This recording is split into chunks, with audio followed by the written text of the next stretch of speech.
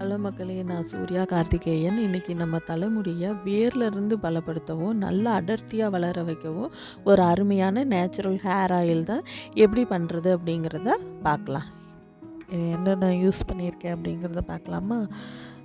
செம்பருத்தி, வேப்பிலை, வெந்தயம், வெட்டிவேர், கருஞ்சீரகம், மருதாணி, கருவேப்பிலை, வெங்காயம், கற்றாழை, கரிசலாங்கண்ணி, ரோஸ்மெரி, நெல்லிக்காய் நான் சேர்க்க விட்டுட்டேன். அதுக்கப்புறம் நான் போட்டிருக்கேன்.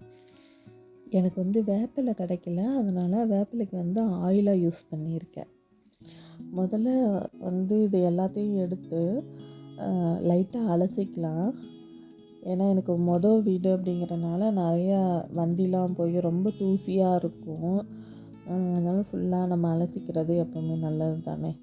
நல்லா அலசிட்டு மிக்சியில் ஒரு கொரப்பாக இருந்தாலும் சரி, கொஞ்சம் மையாக இருந்தாலும் ஒன்றும் பிரச்சனை இல்லை. ஆனால் ரொம்ப தண்ணி இல்லாமல் ரொம்ப திக்காக நம்ம அரைக்கணும்.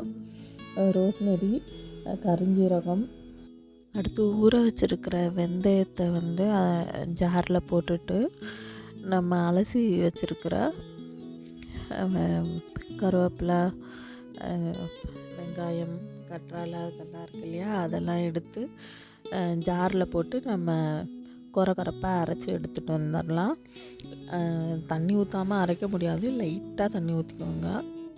அதுக்கப்புறம் ஒரு இரும்பு கடாயை எடுத்து அதில் தண்ணி ஊற்றி நல்லா கொதிக்க விட்டு பாத்திரத்தை அலசிக்கோங்க.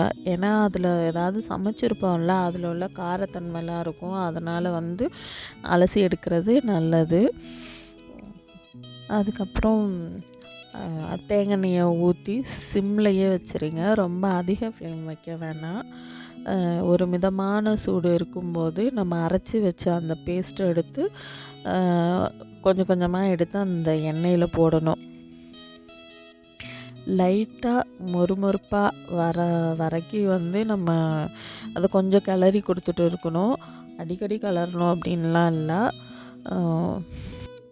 செய்யும்போதே நல்லா வாசனையாக இருக்கும் பார்த்துக்கோங்க. அதில் உள்ள தண்ணிலாம் போயிட்டு கொஞ்சம் மொறுமொறுப்பாக இருக்கும். அப்புறம் கை சூடு பொறுக்கிற அளவுக்கு சூடு இருக்கும்போதே நம்ம வடிகட்டிடணும். இல்லைன்னா அந்த தூளெல்லாம் எண்ணெயை உறிஞ்சி எடுத்துரும். நமக்கு வடிகட்டுறது ரொம்ப கஷ்டமாக போயிடும். எண்ணெய் ரொம்ப கம்மியாக கிடைக்கும். நம்ம வடிகட்டினதுக்கப்புறமா ரோஸ்மெரி, வெந்தயம், வெட்டிவேர் இதெல்லாம் அதுக்கப்புறம் பாட்டிலில் நம்ம கொஞ்சமாக போட்டு வச்சுக்கலாம். இப்போ நான் செஞ்சுருக்கிற இந்த ஆயில் ஒரு 300 ml இருக்குது. இதில் நம்ம இன்னும் ஒரு அரை லிட்டரோ இல்லை 3/4 லிட்டரு எண்ணெய் கூட நம்ம ஊற்றி வச்சுக்கலாம். ஏன்னா நம்ம ரொம்ப திக்காக தான் நம்ம செஞ்சுருக்கோம். எல்லா எண்ணெயும் கொதிக்க விட்டு அதில் உள்ள சத்தெல்லாம் போயிடுச்சுன்னா எப்படி? அதனால தான் கொஞ்சம் எண்ணெய் மட்டும் எடுத்து நான் அந்த மாதிரி பண்ணி வச்சுருக்கேன். நாங்கள் எப்போவுமே இப்படி தான் நாங்கள் பண்ணுவோம்.